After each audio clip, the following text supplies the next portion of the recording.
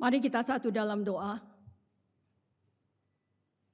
Puji syukur kepadamu ya Tuhan, kalau pagi ini kami boleh ada di hari pertama di tahun 2023 ini.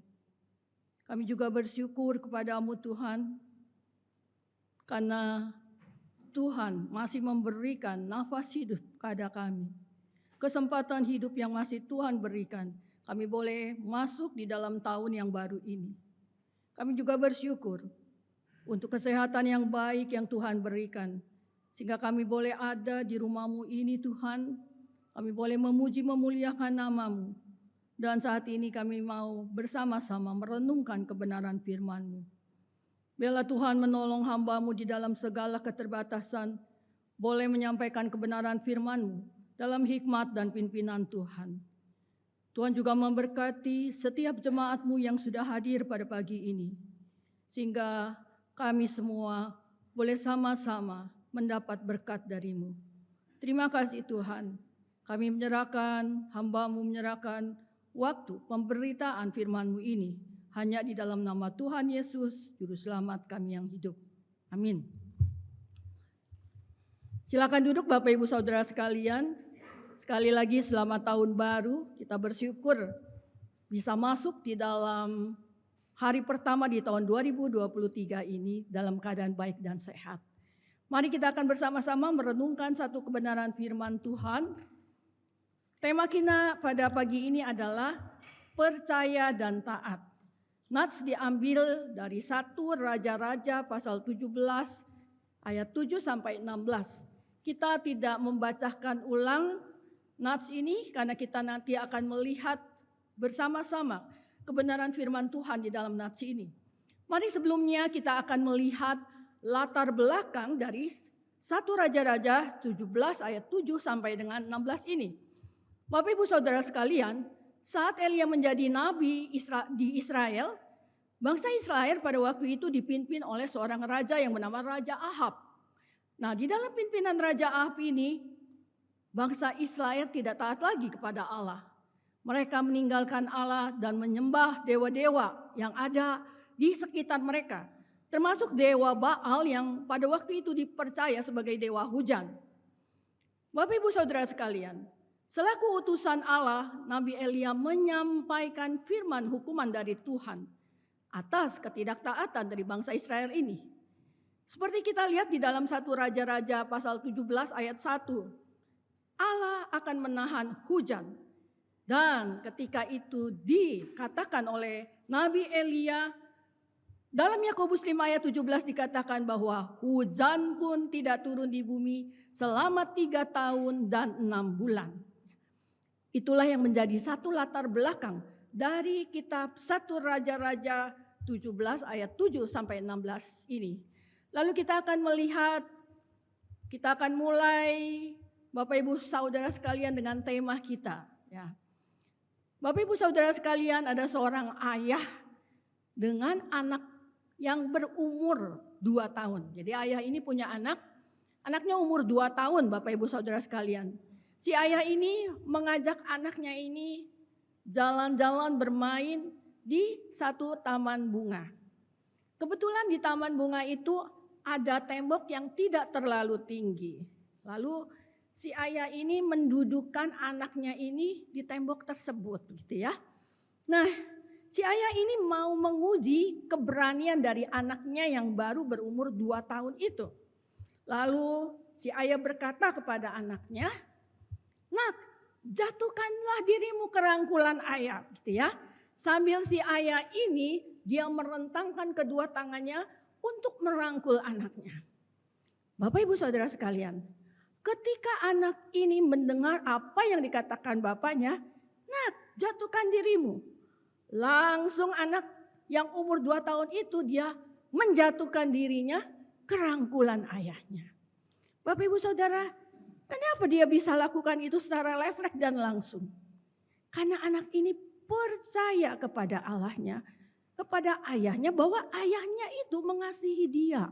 Dan ayahnya itu tidak akan membiarkan dia jatuh lalu didiamin aja gak dirangkul. Tidak, kenapa? Anak ini percaya Kenapa anak ini bisa percaya gitu ya akan perkataan bapaknya dan dia langsung melakukan apa yang dikatakan bapaknya itu? Karena anak ini bergaul erat dengan ayahnya, dengan papanya ini ya. Ketika anak ini sakit gitu ya, papanya, ayahnya ini membawa ke dokter. Ketika anak ini batuk begitu ya, papanya memberi obat batuk. Ketika anak ini panas dan demam badannya, ayahnya menjaganya sampai pagi hari. Bapak, Ibu, Saudara sekalian, itulah yang kita lihat. Hubungan relasi seorang ayah dengan anaknya dalam percaya dan ketaatan melakukan apa yang dikatakan ayahnya. Mari kita akan melihat sekarang, tadi kita sudah membaca kebenaran firman Tuhan dari 1 Raja-Raja 17 ayat 7 sampai 16 ini ya. Kita melihat di sini Nabi Elia gitu ya. Hal yang kita mau melihat Bapak Ibu Saudara sekalian, ketaatan Nabi Elia pada kehendak Allah di dalam masa-masa sulit dia gitu ya.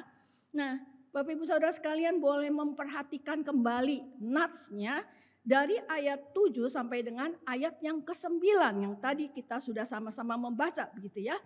Nah, Bapak Ibu Saudara sekalian, Nabi Elia ini disuruh oleh Tuhan untuk pergi ke Sarfat begitu ya, untuk tinggal di sana. Dan Bapak Ibu Saudara sekalian tahu di ayatnya yang tadi kita sudah baca itu di ayatnya yang ke-7 ya, di situ dikatakan sungai itu menjadi kering ya. Jadi pada masa itu masa-masa sulit sudah terasa. Kenapa? Sungai-sungai sudah menjadi kering ya karena hujan tidak turun-turun begitu ya. Nah, Bapak Ibu Saudara sekalian, di sini kita melihat gitu. Elia diberitahu bahwa dia akan diberi makan oleh si janda. Jadi Elia, kamu pergi ke Sarfat ya. Diam di sana dan di sana kamu akan dipelihara oleh seorang janda ya. Itu kebenaran firman Tuhan yang tadi kita sudah lihat begitu ya, yang disampaikan oleh Allah. Ya, lalu kita mau melihat di sini bagaimana begitu ya respon dari Nabi Elia ini gitu ya. Di sini menarik. Kenapa menariknya? Karena disuruh dipelihara seorang janda begitu ya. Janda ya. Kitab suci Perjanjian Lama begitu ya, banyak menyebut tentang janda sebagai kaum marginal yang harus diperhatikan. Jadi kalau kita lihat dari Keluaran 22 ayat 2, Ulangan pasal 14 ayat 28, 29, itu di sana tertulis begitu bahwa janda itu kaum marginal yang harus diperhatikan. Dan fakta pada waktu itu di masyarakat itu menunjukkan bahwa para janda pada saat itu, kebanyakan janda itu mengalami kesulitan di dalam finansial. Artinya apa? Ini janda-janda ini hidupnya miskin, hidupnya perlu dibantu gitu ya.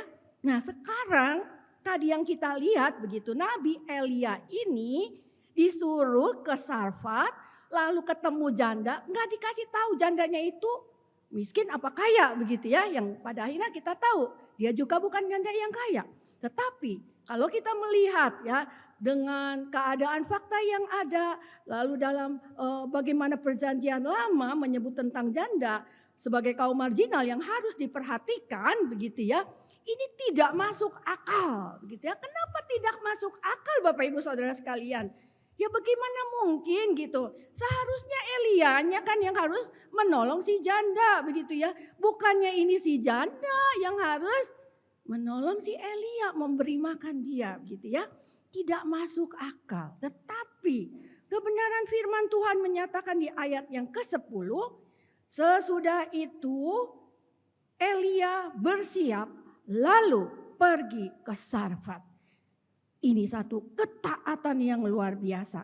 Ketika Allah berfirman dan firman itu merupakan sesuatu yang tidak masuk di akal, ya. Tapi di dalam ketaatannya Nabi Elia ini melakukan apa yang diperintahkan oleh Allah, gitu ya.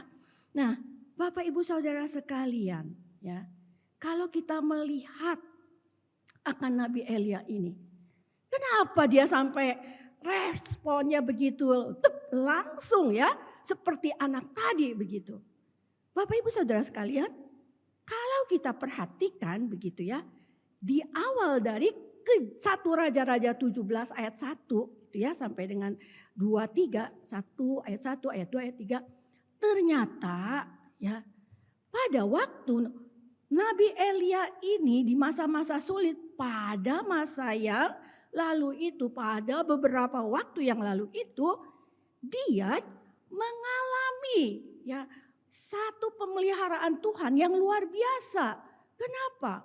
Di tengah begitu kekeringan yang luar biasa, di tengah begitu kelaparan yang menimpa bangsa Yahudi pada waktu itu, orang-orang Israel pada waktu itu, Nabi Elia disuruh Allah ke sungai Kerit gitu ya. Lalu minumlah Nabi Elia dari sungai Kerit. Burung-burung mengantar daging dan roti kepada Elia. Burung gagak loh. Bapak Ibu Saudara sekalian, kita tahu burung gagak itu burung yang seharusnya makan daging gitu ya. Tetapi di dalam satu perintah Allah, hal yang ajaib itu burung gagak ini malah yang memberi Elia daging dan roti. Ya, jadi kita melihat di sini. Ternyata ya pada masa yang lalu pun ya dalam kehidupan Elia yang begitu sulit, dia mengalami apa? Kebenaran firman Tuhan, janji Tuhan ya. Ketika dia taati di dalam ketidakmungkinan dari pikiran secara mustahil, tetapi ketika dia melakukan itu dan Nabi Elia terpelihara dengan baik begitu ya. Nah, Bapak Ibu Saudara sekalian, hari ini kita memasuki hari pertama di tahun 2023. Kita nggak tahu nih apa yang akan terjadi dalam hari lepas hari kita di tahun 2023. Tetapi biarlah kita ingat satu hal ya. Kalau di dalam hari-hari yang akan kita lalui ini, lalu kita menemukan kesulitan, masalah yang begitu berat dalam hidup kita. Satu kata yang perlu kita ingat. Apa Bapak Ibu Saudara sekalian? Taat gitu ya. Kenapa? Taatlah kepada firman Tuhan. Percayalah pada pemeliharaan Tuhan karena dia sempurna. Tuhan itu sempurna bagi siapa saja yang teguh percaya dan mengandalkan dia. Mungkin gitu ya ketika Bapak Ibu Saudara mendengar kebenaran firman Tuhan ini mungkin bertanya, apa hanya taat gitu, jadi taat melakukan, ingat akan apa yang Tuhan sudah lakukan dalam hidup kita pada masa-masa kita sulit ya. Dan ketika kita percaya, kita melakukan apa yang menjadi janji Tuhan dengan setia. Dan kita mengalami satu pertolongan yang luar biasa. Mungkin Bapak Ibu Saudara sekalian yang belum pernah mengalami mengatakan apa hanya melakukan apa yang menjadi kebenaran firman Tuhan, janji Tuhan, mustahil. Bapak Ibu, apa pernah mengalami? Saya mau sharing sedikit ya. Kalau saya mau sharing begitu banyak, tetapi satu hal. Pada waktu mama saya sakit, Bapak Ibu Saudara sekalian tahu itu lagi COVID begitu merajalela sampai tabung oksigen itu susah didapat. Dan tabung oksigen di rumah saya hanya tinggal 1. Dan mama saya perlu 1 tabung oksigen itu hanya habis 1 tabung oksigen 2 hari. Ya. Dan ini tinggal 1. Dan penyalur distribusi mengatakan tidak akan mengirim lagi. Kenapa? Karena semua tabung oksigen sudah disalurkan ke rumah sakit bahkan kekurangan. Lalu saat ini apa yang harus saya lakukan? Bapak Ibu Saudara sekalian, ini salah satu kegagalan saya. Kenapa? Saya pikir pakai pikiran saya sendiri. Ya, Amsal 3 ayat 5 bilang, percayalah kepada Tuhan dengan segenap hatimu. Dan janganlah bersandar kepada pengertianmu sendiri. Trust in the Lord. Ya. Lalu saya mulai WA, cari tahu kemana-mana, saya telepon begitu, termasuk kepada Ibu Indri begitu ya. Apa ada gitu ya bisa dapatkan oksigen untuk mama saya.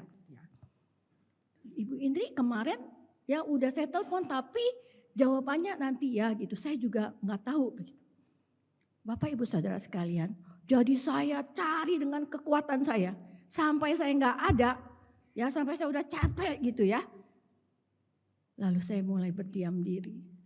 Dan saya ingat akan janji-janji penyertaan Tuhan. Ya, janji-janji firman Tuhan. Janganlah takut. Ya, percayalah kepadaku. Serahkanlah segala kekhawatiran kepadamu. Dan aku akan bertindak. Apa kekhawatiranmu? Serahkanlah. Berdoalah kepadanya. Ada begitu banyak ayat-ayat firman Tuhan, janji-janji Tuhan yang saya tahu. Tetapi saat itu, saya memakai pikiran saya sendiri. Dan ketika dalam keadaan yang saya tidak mampu lagi, baru saya datang dan saya berdoa.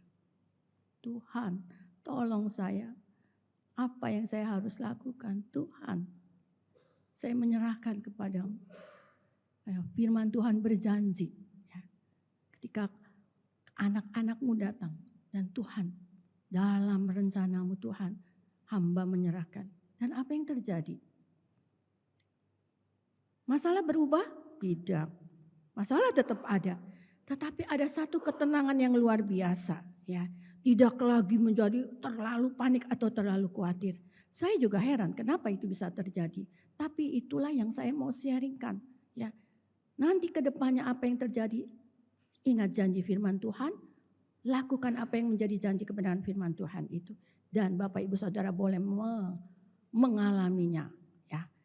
Dan ketika itu terjadi begitu tenang, lalu saya gak ngerti, gak ada tahu apa-apa. Saya telepon kembali Ibu Indri. Yang kemarin Ibu Indri udah saya telepon dan dia udah bilang gak ada begitu tabung itu. Nanti dia coba pikirkan. Tapi hari itu ya, ketika saya kembali menelpon Ibu Indri, lalu Ibu Indri bilang nanti ya saya coba cari tahu. Gak lama dia telepon lagi, Bapak Ibu Saudara tahu apa jawabannya? Ibu Indri saya ingat sekali mengatakan begini, saya baru ingat loh, kok saya punya istri itu punya usaha mengisi tabung oksigen. Bapak Ibu Saudara, dan terjadilah ya apa yang saya alami di dalam kebenaran firman Tuhan. Ketika kita percaya akan janji Tuhan, lalu kita melakukan dalam ketaatan kita yang mungkin mustahil begitu ya. Tetapi disitulah Allah bekerja. Bapak Ibu Saudara sekalian, ketaatan di dalam perjalanan iman di dunia ini juga menjadi langkah awal kita akan menikmati pengalaman-pengalaman yang besar bersama dengan Tuhan. Amin Bapak Ibu Saudara sekalian.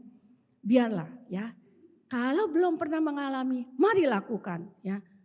Peganglah janji firman Tuhan, semakin sulit semakin pegang dia. Dan semakin sulit semakin terus boleh taat untuk melakukannya. Dan biarlah setiap kita nanti boleh mengalami seperti apa yang saya alami dalam kehidupan saya. Sekali lagi tentu tidak sama di dalam peristiwanya. Tetapi biarlah setiap kita boleh mengalami akan hal ini. Amin.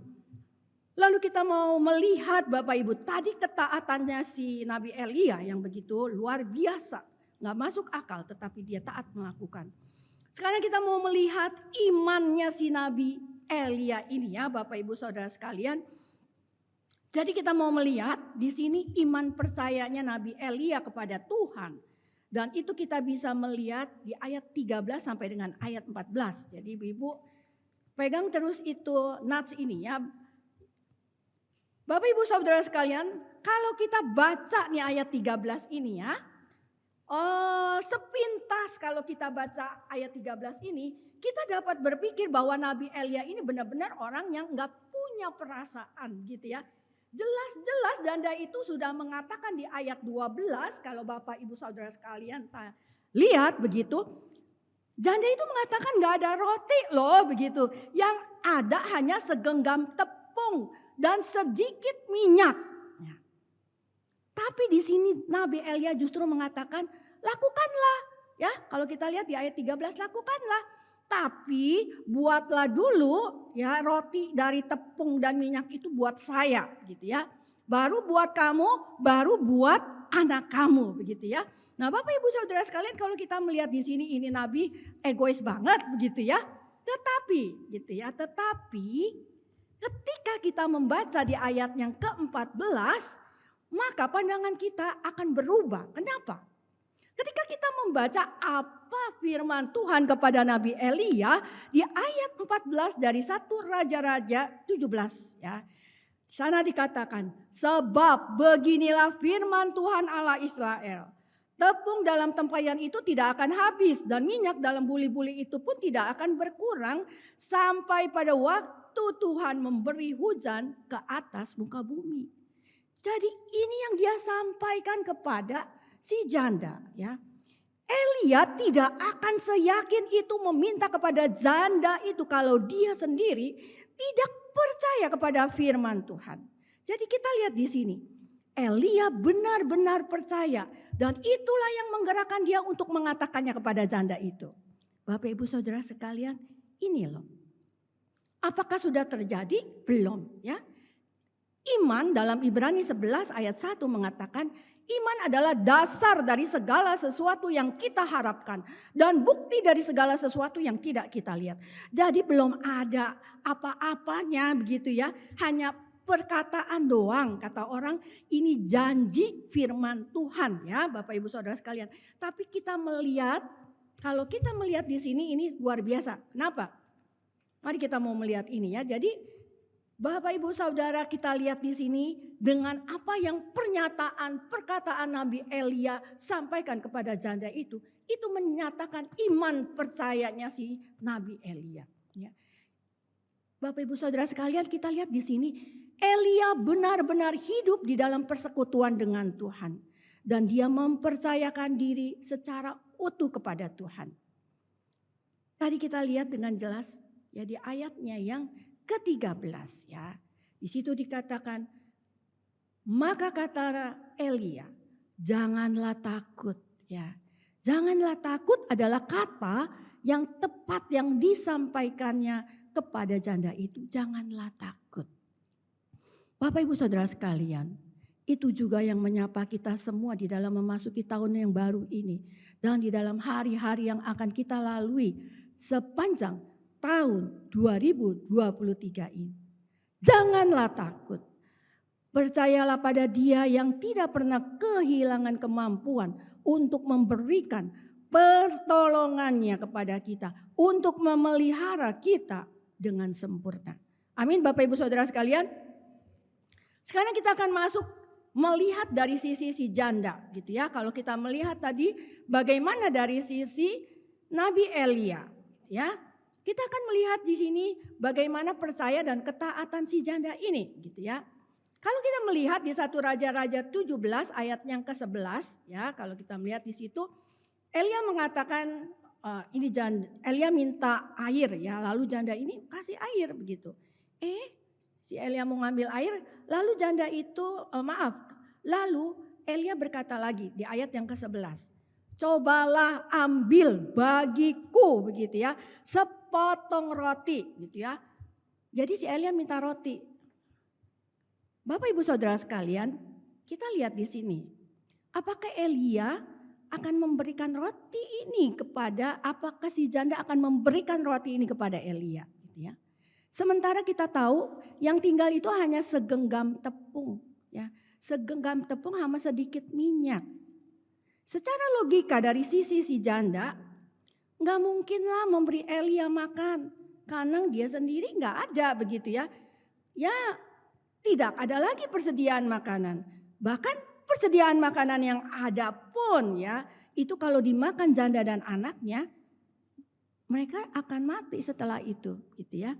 Jadi itulah keadaannya. Gak mungkin lah begitu ya. Nah sekarang itulah yang disampaikan oleh Nabi Elia kepada si janda tadi begitu ya. Nah Bapak Ibu Saudara sekalian, tetapi sangat luar biasa sekali lagi. Kenapa? Ketika Elia menyampaikan kebenaran firman Tuhan ini, Bapak Ibu Saudara gak masuk akal loh. Kenapa? Kalau si janda ini mau melakukan ketaatan, mau melakukan apa yang menjadi perintah dari Nabi Elia yang menjadi utusan Allah gitu ya. Kita ingat, janda ini bukan orang Israel loh. Jadi dia bukan orang yang mengenal Allah, ya. Dia bukan seperti orang-orang Yahudi yang sudah mengenal Allah lebih dulu. Sarfat, ya, tempat si janda ini menyatakan janda ini tidak mengenal Allah, gitu ya. Jadi ketika Nabi Elia menyampaikan akan hal ini, kamu buat aja, buat saya dulu, baru entah buat kamu dan anak kamu, begitu. Dan firman Tuhan bilang, ketika kamu melakukan itu, kamu dan anak kamu dan kita semua akan terpelihara sampai hujan turun. Nah, kalau hujan turun baru habis persediaannya. Percaya kamu? Itu kira-kira kalau pakai bahasa sehari-hari gitu ya. Nah, sekali lagi tidak masuk akal lah bagi janda ini mau memberikan. Kenapa? Janda ini baru kenal loh. Ini orang asing loh Nabi Elia. Janda ini gak pernah mengenal Allah loh begitu ya. Apa kebenaran firman seperti apa? Gak pernah loh. Tetapi kita lihat. Di dalam ketidakmasuk akalan kita bahwa si janda ini akan memberikan ya. Dia hanya memiliki segenggam tepung dan sedikit minyak yang cukup untuk sekali makan saja. Dan dia harus memberi dulu kepada Elia yang tidak dikenalnya itu. Mustahil bukan? Tetapi sekali lagi kita melihat di sini. Di ayat yang ke-16. Jadi ayat 14 itu ada firman. Di ayat yang ke-15 ini janda taat melakukan apa yang diperintahkan oleh firman itu ya. Dan ayat 16 janda itu mengalami kebenaran janji firman Tuhan. Tepung dalam tempayan tidak habis dan minyak dalam buli-buli tidak berkurang seperti firman Tuhan yang diucapkan Nabi Elia ya, yang diucapkan Allah dengan perantaraan Nabi Elia ini. Luar biasa Bapak Ibu Saudara sekalian.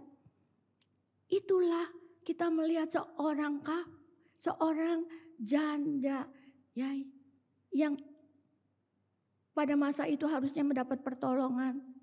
Tetapi justru kita lihat lewat iman dan ketaatan dari janda ini ya. Itu menjadi berkat ya. Bapak Ibu Saudara sekalian, biarlah kita diingatkan ketika kita akan memasuki hari-hari kita di dalam tahun yang baru ini.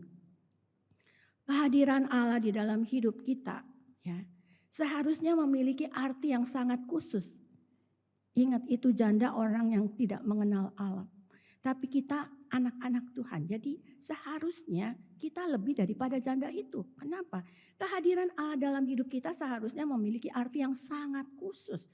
Dan arti yang khusus itu seharusnya menuntun kita anak-anak Tuhan sampai pada keyakinan tentang Dia yang tidak pernah kehilangan kemampuan untuk memberikan pertolongan. Kalau saya mau sharingin terlalu banyak Bapak Ibu Saudara sekalian. Saya tidak tahu apakah Bapak Ibu Saudara pernah mengalami ini. Tetapi biar ini juga jadi satu pegangan kita di dalam kita memasuki hari-hari kita di tahun 2023. Dan Bapak Ibu Saudara sekalian, janda ini enggak hanya mengalami pemeliharaan Tuhan loh. Ya. Selama kekeringan itu janda ini enggak hanya mengalami bagaimana Tuhan memelihara di dalam kehidupannya. Tetapi lebih daripada itu. Ya, kalau kita membaca lanjutannya di ayat yang ke-22, itu anaknya si janda ini sakit begitu ya Bapak Ibu Saudara sekalian. Sakit lalu meninggal. Dan ketika anaknya meninggal, Elia membangkitkan kembali, menghidupkan kembali anak janda yang meninggal ini. Jadi kita melihat ya, dia tidak hanya mengalami pemeliharaan Tuhan selama masa kekeringan itu. Tetapi juga dia menyaksikan, melihat, mengalami bagaimana anaknya yang sudah meninggal itu hidup kembali. Ya. 1 Raja-Raja 17 ayat yang ke-22. Jadi kita lihat di sini, ketaatan adalah langkah awal bagi siapa saja untuk mengalami kuasa dan mujizat Tuhan. Termasuk si janda yang tidak mengenal Allah dari Nabi Elia. Tetapi dia taat, jadi ketaatan, iman dan ketaatan adalah langkah awal bagi siapa saja untuk bisa mengalami kuasa dan mujizat Tuhan. Ya, biarlah Tuhan meneguhkan iman kita. ketika kita akan memasuki hari-hari kita di dalam tahun 2023 ini ya.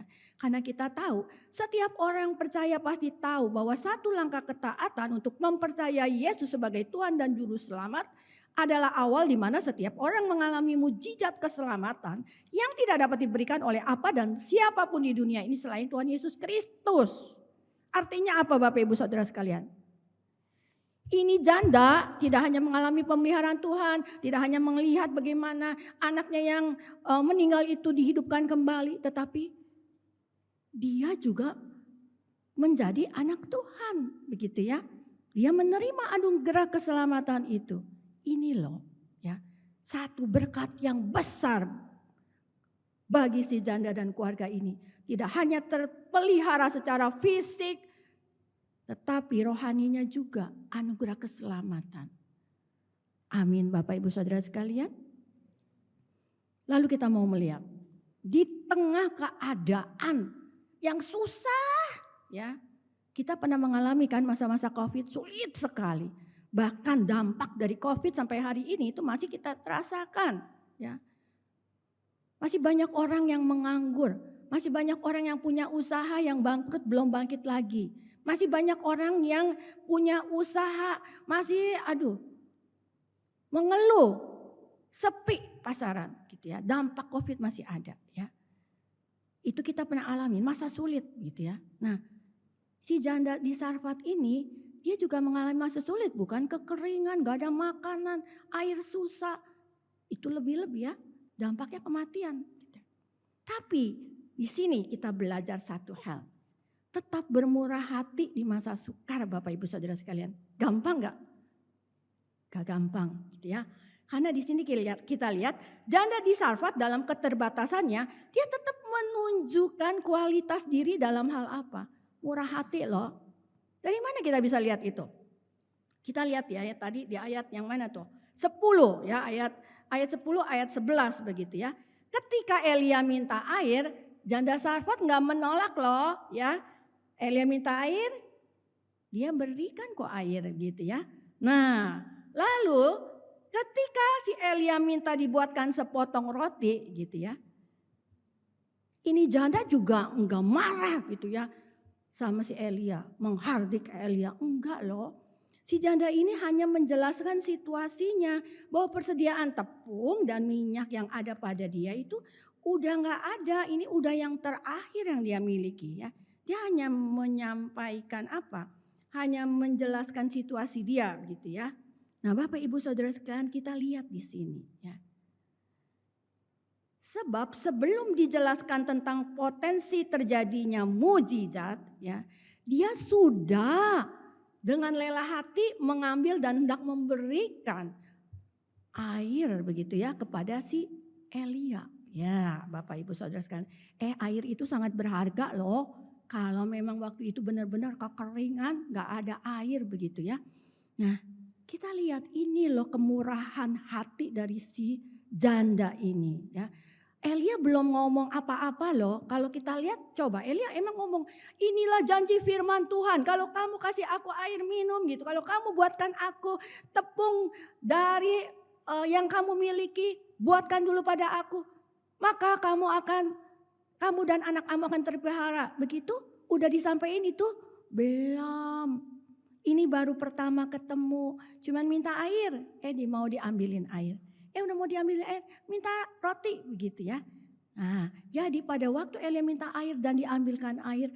Itulah titik poinnya ya. Kemurahan hati si janda Sarfat ini. Ya Bapak Ibu Saudara sekalian. Mungkin ketika kita diperhadapkan ini. Entah kita sudah pernah menghadapinya atau nanti kita akan menghadapinya ya. Sama, saya juga manusia biasa seperti Bapak Ibu ya. Jadi sering ketika Tuhan bilang jadilah tetap bermurah hati di masa sukar. Ya mungkin kita akan bilang begini. Ya, masuk akal sih. Saya sendiri masih susah gitu ya. Saya sendiri pas-pasan. Atau saya sendiri kekurangan begitu ya. Ini janda kekurangan enggak? Karena kita udah lihat namanya janda, mesti dibantu harusnya, tapi dia bisa pelihara gitu ya. Nah, ini di sini ya. Kenapa? Kadang kita mungkin sama ya. Ini janda enggak kita belajar loh dari keteladanan janda ini.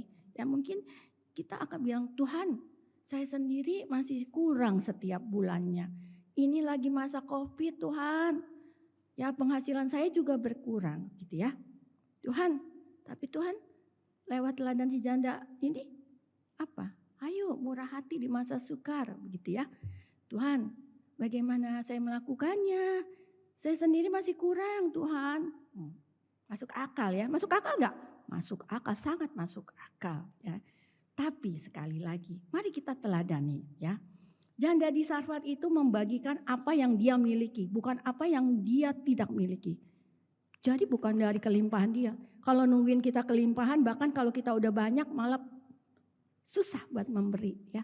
Ya, kelimpahan aja susah buat memberi begitu ya. Tapi kita belajar dari kekurangan teladan si janda ini. Dia memberikan apa yang membagikan apa yang dia miliki begitu ya.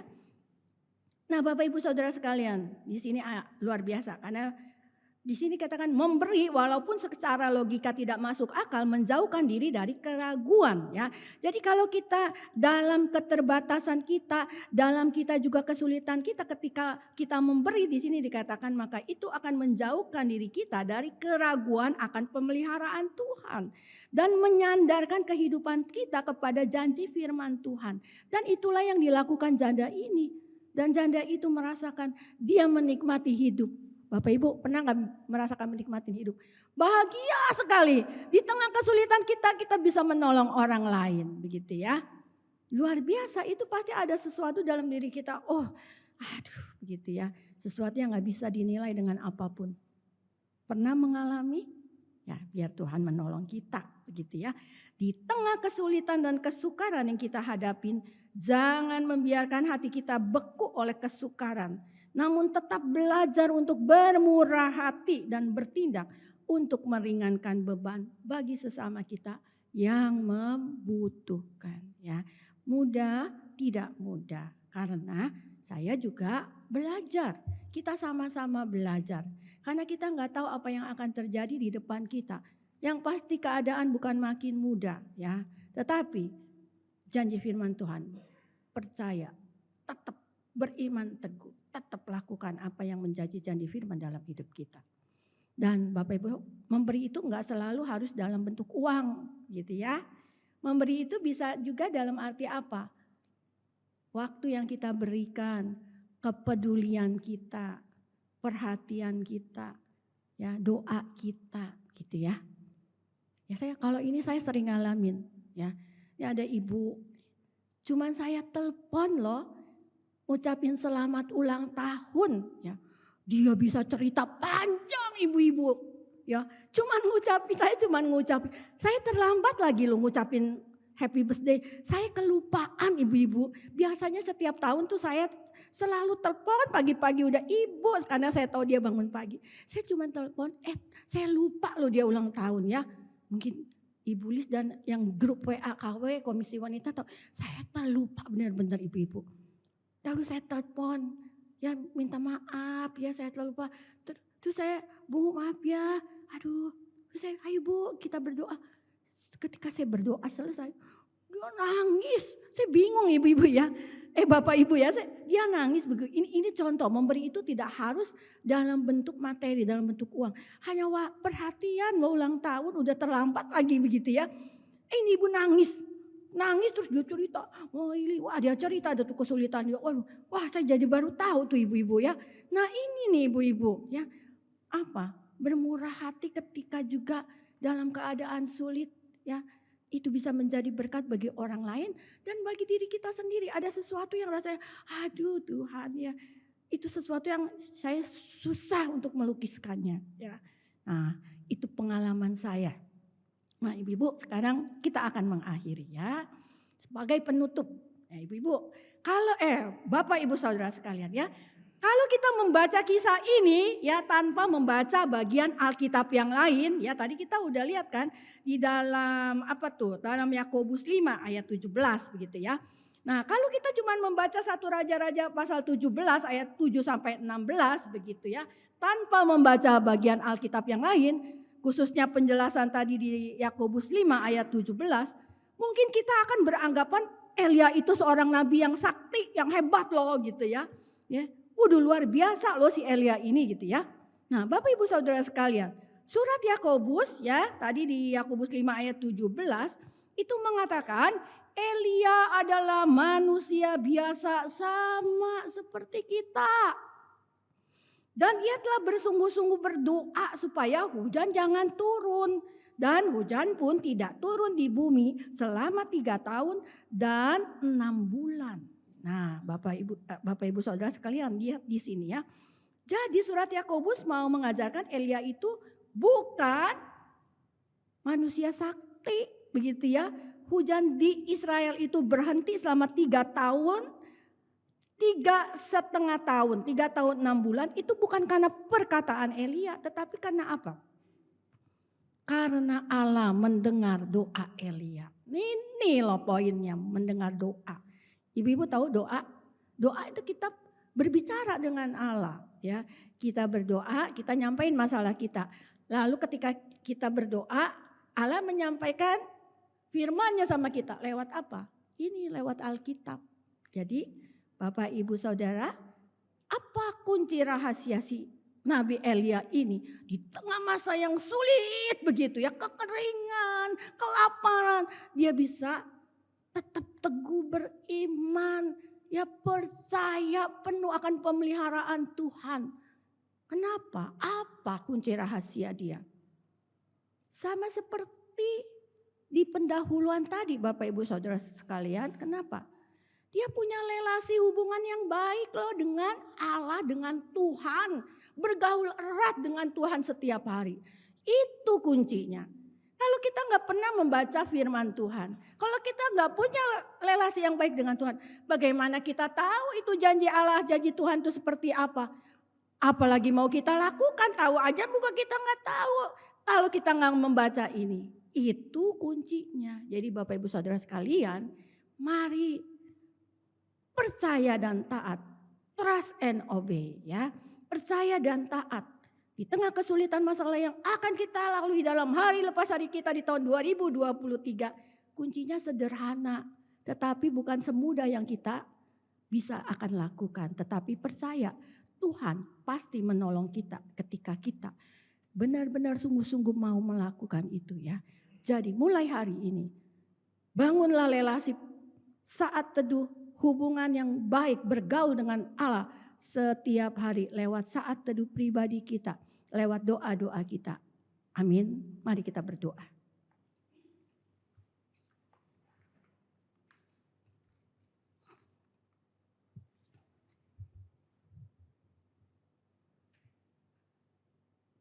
Tuhan Yesus, terima kasih untuk kebenaran firman-Mu yang kembali boleh meneguhkan iman percaya kami ketika kami akan memasuki hari lepas hari kami di tahun 2023 ini. Tuhan, kami percaya akan janji-janji kebenaran firman-Mu yang tertulis di dalam Alkitab. Dan biarlah Tuhan menolong kami ketika janji-janji firman-Mu itu ada bagi kami. Biarlah kami juga sebagai anak-anak-Mu, Tuhan berikan kemampuan melakukan kebenaran-kebenaran firman Tuhan, memegang janji dan juga melakukannya dalam hidup kami hari lepas hari. Secara khusus ketika kami menghadapi masa-masa sulit. Allah berjanji tidak akan membiarkan dan meninggalkan kami seorang diri. Allah berjanji akan memelihara hidup kami sesulit apapun situasi kondisi yang ada di dalam dunia ini.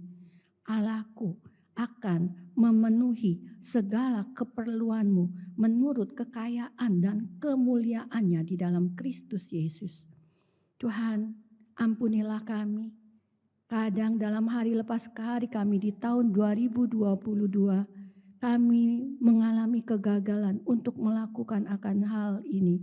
Tapi biarlah ketika kami mulai hari ini, di hari pertama di tahun 2023 ini, Tuhan, mampukanlah kami untuk kami dapat melakukan kebenaran firman-Mu ini hari lepas hari dalam hidup kami. Di dalam nama-Mu Tuhan, kami sudah berdoa dan mengucap syukur. Amin.